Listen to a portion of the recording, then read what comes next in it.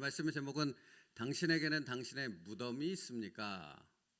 라는 제목입니다. 성경은 우리에게 이렇게 분명히 선포합니다. 부활은 반드시 죽음 뒤에 있습니다. 부활의 생명은 우리에게 그냥 오지 않습니다. 죽음의 과정을 거친 다음에 부활이 있습니다. 오늘 본문도 그렇게 말하지 않습니까? 우리가 그의 죽으심과 합하여 세례를 받음으로 그와 함께 장사되었나니를 먼저 말합니다.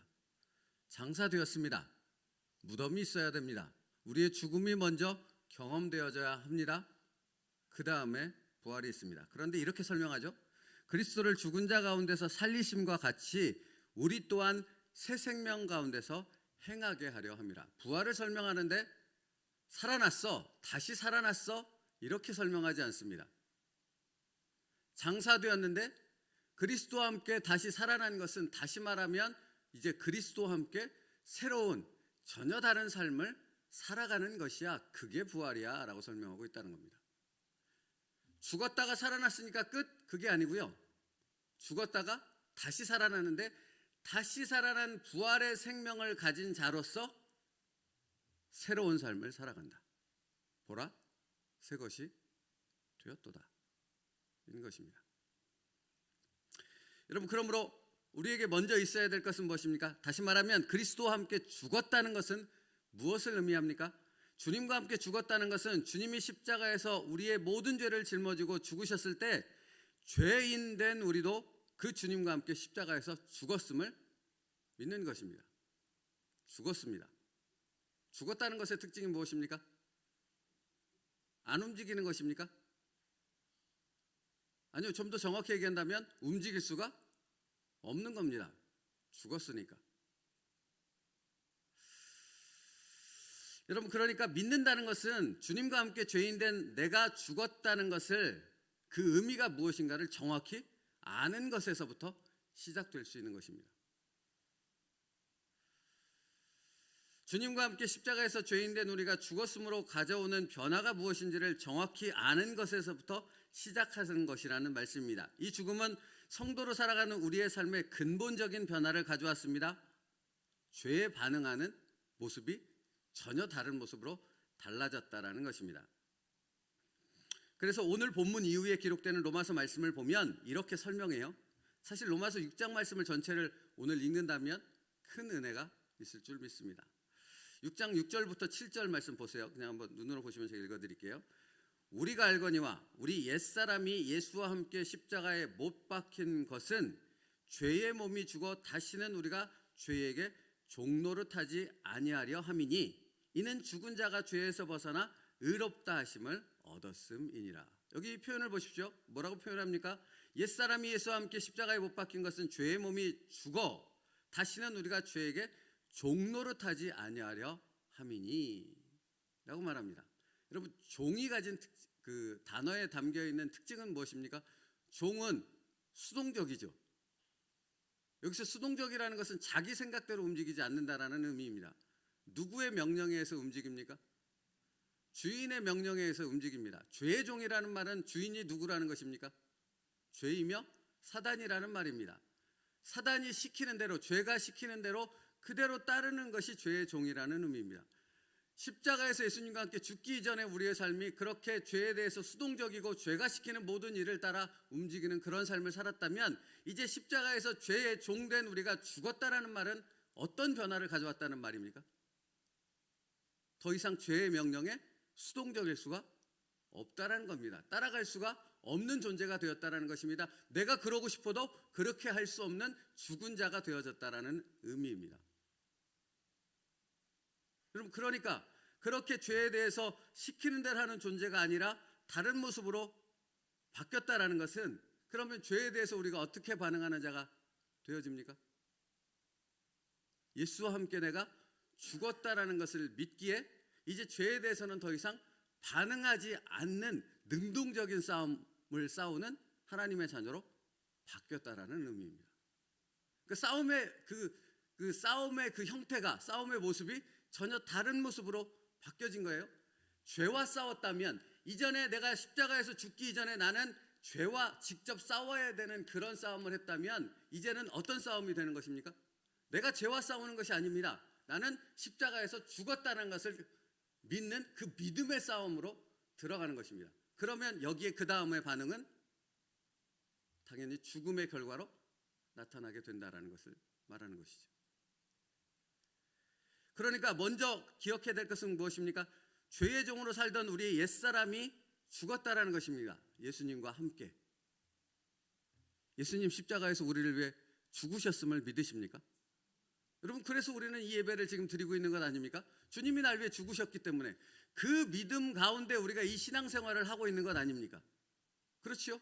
그렇다면 죄에 대해서도 똑같은 그 믿음이 적용돼야 한다는 겁니다. 주님이 날 위해 십자가에서 물과 피를 흘리시고 죽으셨다는 것을 믿어서 내가 새로운 삶, 자녀로서의 삶을 시작해 살고 있듯이 죄의 현상이, 죄의 어떤 요구와 죄의 유혹들이 내게 다가왔을 때 우리는 그 똑같은 믿음의 고백을 함으로 그 싸움에 임해야 한다는 것입니다. 그것이 승리라는 것입니다.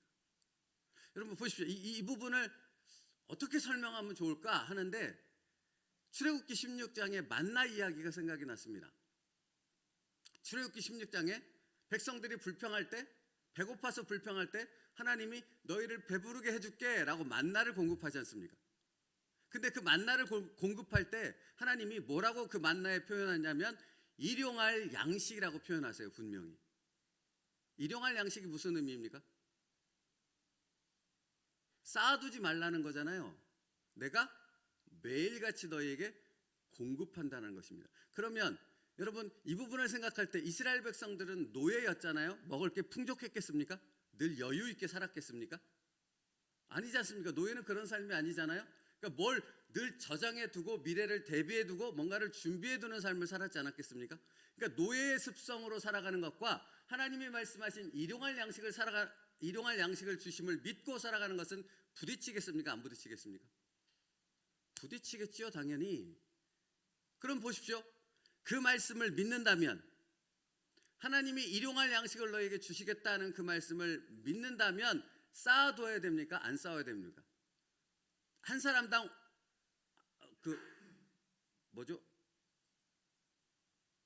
말씀을 적어놨는데 잠깐만요. 한 사람당 뭐라고 명령하셨냐면 일용할 것을 날마다 거둘 것이라 이같이 하여 그들이 내 율법을 준행하나 안 하나 보겠다라고 말씀하셨고 한 사람당 한 오멜씩 거두되라고 주님은 말씀하셨거든요. 하나님은. 그러니까 만약에 이 말씀에 순종한다라는 것은 자기에게 주어진 각 사람에게 맞는 그 분량을 매일처럼 거두어가면 되고 먹고 남기지 않은 모습으로 살아가면 되는 거잖아요. 근데 이전의 모습, 애굽에서 노예로 살던 그 종의 모습으로 살아갈 때의 모습이라면 어떻게 해야 됩니까? 더 많이 거두고 그것을 쌓아둬야 되잖아요. 그때 모세를 통해 하나님께서 뭐라고 말씀하시냐면 더 쌓아두면 어떻게 된다고 말씀하세요? 썩고 냄새가 날 것이다 라고 말씀하세요. 근데 이스라엘 백성은 어떤 선택을 했습니까? 우리가 알고 있듯이 당연히 예전의 노예 근성으로 더 많이 쌓아두고 미래에 대한 걱정과 염려로 더 저장해서 무언가를 준비했지 않았겠습니까? 그 준비한 결과로 그 먹고 남은 음식들은 어떻게 됐고요? 썩어서 냄새가 났고요. 그렇죠? 그러니까 이게 이 싸움이라는 거예요. 그러면 하나님이 말씀하신 그 명령을 믿는다면, 만나를 제공해 주신 일용할 양식을 매일마다 주시는 그 하나님을 신뢰한다면 여러분 그 믿음의 싸움에서 우리는 어떻게 순종해야 되는 겁니까? 믿음으로 한 오멜씩만 매일처럼 거두면 되는 겁니다. 그 믿음에는 어떤 전제가 있는 것입니까? 매일처럼 하나님이 공급하신다는, 일용할 양식을 공급하신다는 것을 믿는 믿음 안에 있는 것이잖아요. 이게 죄에 대한 싸움이라는 거예요. 근데 이전의 노예의 모습은 더 거둔다는 거죠. 여러분 이 부분에 있어서 놓치지 말아야 될 것은 안식일 전에는 하나님이 어떻게 하셨어요? 거긴 예외를 뒀어요. 안식일에는 내가 안 줄 거거든요. 그러니까 그때는 이틀치를 가지고 있으라. 근데 놀라운 것은 뭡니까? 냉장고도 없었는데 이틀치를 거두어도 그때만은 만나가 썩지 않았다라는 겁니다. 그러니까 여러분 이 싸움이라고, 죄에 대한 싸움. 지금 예수님과 함께 십자가에서 죽었다는 것, 더 이상 죄의 종으로 살지 않는다라는 말은 믿음으로 하나님을 신뢰해서 그 말씀을 매일처럼 순종해 그 말씀을 따라 살아가는 삶, 그 싸움을 해나가라는 겁니다. 죄에 대해 싸우지 말고.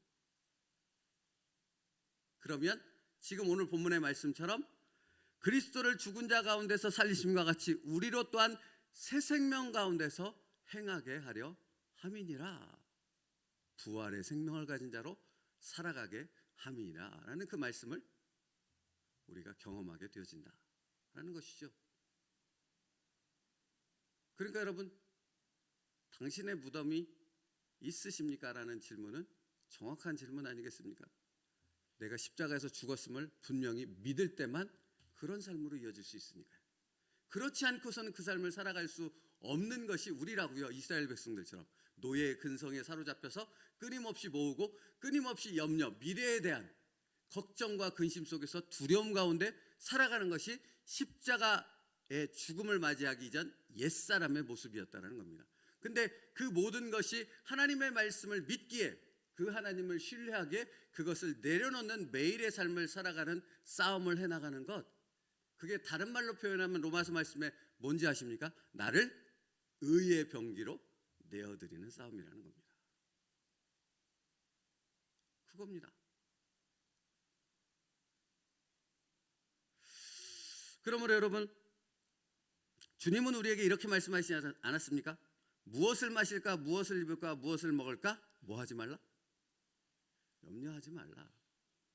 그게 주님의 말씀 아닙니까? 그래서 그렇게 말씀하신 거예요. 너희를 더 이상 죄의 병기로 내어주지 말고 의의 병기로 내어주라. 여러분, 그러니까 내 무덤에 대한 얘기, 예수님과 함께 십자가에서 죽었다는 얘기가 추상적인 얘기가 아닌 것이죠. 먼 어떤 개념을 얘기한 이론적인 얘기가 아닌 것이죠. 무엇입니까? 내가 오늘을 살아가는 실제 삶 가운데 적용되어져야 될 분명한 살아계신 일용할 양식과 같은 매일의 말씀이 되어주는 줄 믿습니다. 오늘 우리가 지키고 붙잡아야 될 말씀이 그거라는 거예요.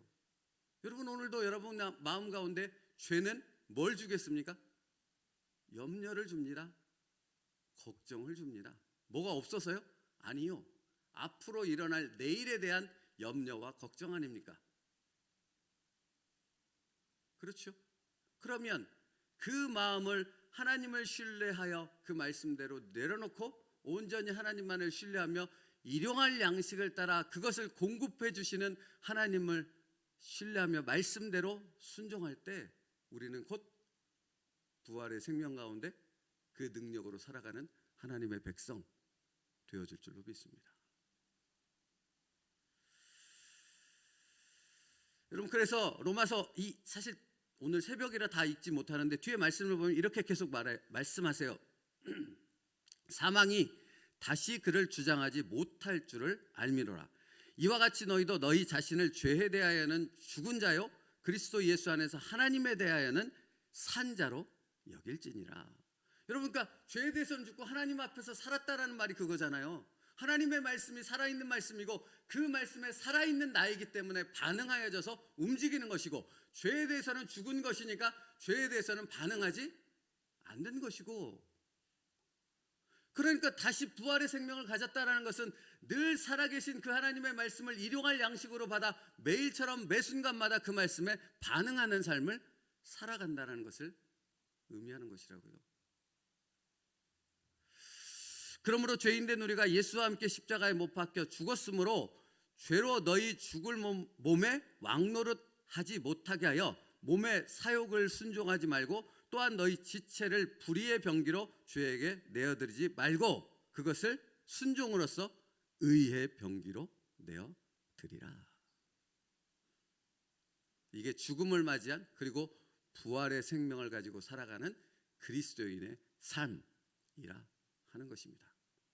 사랑하는 성도 여러분, 오늘도 예수 그리스도의 십자가에서 내가 죽었음을 믿고 고백하며 3일 만에 부활하신 그 주님과 함께 의의 병기로 일용할 양식으로 주시는 그 말씀에 순종함으로 살아갈 수 있는 우리가 될 수 있기를 축복합니다. 이게 싸움이라고요. 우리는 이 싸움을 하는 거라고요. 사단과 싸우는 것도 아니고 죄와 싸우는 것도 아니고 믿음으로 주님과 함께 살아가는 그 일용할 양식을 얻는 매일의 삶을, 그 싸움을 싸워가는 자들인 줄 믿습니다. 오늘도 승리할 수 있기를 축복합니다. 여러분, 우리의 승리는 확정됐다니까요. 사실 오늘 찬송가 가사 중에 이렇게 우리가 찬송하지 않았습니까? 가시관을 쓰셨으니 피로 얼굴 물드셨고 십자가의 모진 고통 나를 위해 당하셨네. 여러분, 우리의 이런 삶이 아니라면 예수님께서 십자가에서 그 고통과 모진 순환을 다 당하시고 죽으셔야 될 이유가 어디 있느냐라는 것입니다. 우리가 믿는 것은 예수님이 나 같은 사람을 위해 모든 고난과 순환을 다 당하시고 십자가에서 죽으셨음을 믿는 것 아닙니까? 그 확신 가운데 선다면 우리는 더 이상 죄의 종으로서 살아갈 수 없는 것입니다. 여러분의 삶을, 여러분의 매 순간을 의의 종으로, 의의 병기로 내어 드릴 수 있기를 축복합니다. 기도하겠습니다.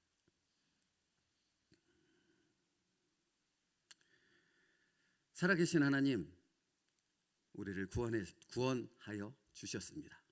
우리를 구원하시기 위해 예수님은 십자가에서 모든 물과 피를 흘리시고 죽으셨습니다. 그러므로 죄된 우리가 그 십자가에서 예수님과 함께 죽음을 통해 이제 더 이상 죄의 종으로 살아가는 것이 아니라 의의 종으로, 의의 병기로 우리의 매일의 삶을 하나님의 말씀에 순종하는 삶으로 내어 드릴 수 있는 믿음의 사람들 되게 하여 주옵소서. 믿음의 선한 싸움을 하게 하여 주시옵소서. 그래서 예수님과 함께 부활의 생명으로 승리를 선포할 수 있는 모든 세움누리교회 성도들 될 수 있도록 축복하여 주시옵소서. 예수님의 이름으로 기도 올리옵나이다. 아멘. 찬송가 252장 함께 찬양하고 기도하겠습니다.